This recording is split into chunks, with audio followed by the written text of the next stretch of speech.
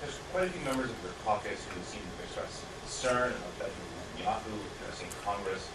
Is that something you think should happen? I'm in conversation with various parts of the House Democratic caucus, and in advance of those conversations being thoroughly completed, I'm not in a position to comment on what our position will be, particularly because there are ongoing discussions, as I understand it, led by Speaker Mike Johnson. To that end, can you characterize the divides inside the caucus, the consternation of it? Some are like, he's a world leader, he shouldn't be allowed to come speak.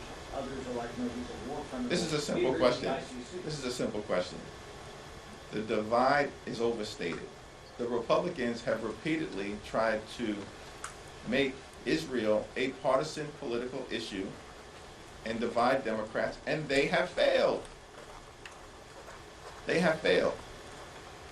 By the way, the majority of House Republicans voted against sending $3.3 billion in security assistance to Israel in March of this year.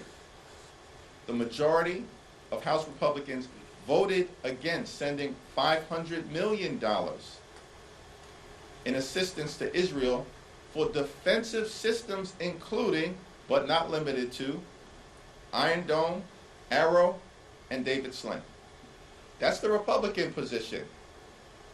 In connection with that same legislation, the overwhelming majority of Democrats voted to support Israel's security needs.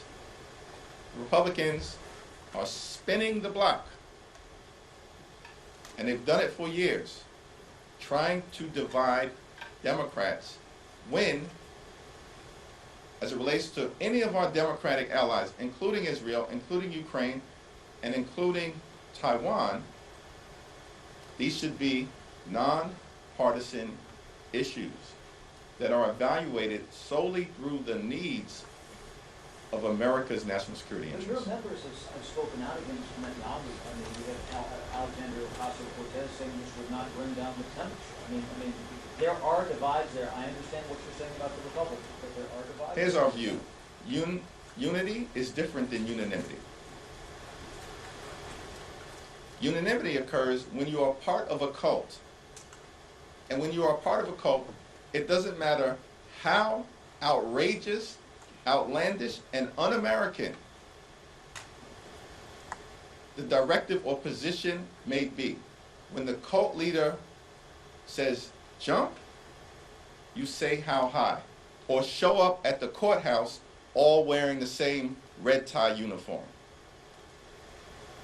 Unity is different than unanimity. We remain unified around the perspective that we're going to continue to put people over politics, solve problems for hardworking American taxpayers, get things done, and deliver real results, while at the same time pushing back against the extreme MAGA Republicans. There is no one who can reasonably look at the 118th Congress, ask a question about being divided and disunified, and direct that at House Democrats. Are you kidding me? We're the ones who have held together repeatedly to get things done for the American people, including as it relates to avoiding a catastrophic default on our debt, passing the National Defense Authorization Act, sticking together to successfully win a discharge petition on disaster assistance, consistently avoid government shutdowns, make sure we reach a spending agreement that provides for the needs of the American people, and push back against the pro-Putin Republicans led by Marjorie Taylor Greene, who wanted to destroy freedom and democracy throughout the world in the context of defunding the Ukrainian war effort. Can anyone reasonably take the position based on that record of delivery for the American people across the ideological spectrum in the House Democratic Caucus that Republican efforts to divide us has had any modicum of success? Of course not. Of course not. They should be embarrassed by the futility of what they have tried to do. While at the same time, the ongoing GOP civil war is raging. House Democrats had to save the extreme MAGA Republicans from Marjorie Taylor Greene because they can't control her. They can't control her. And so,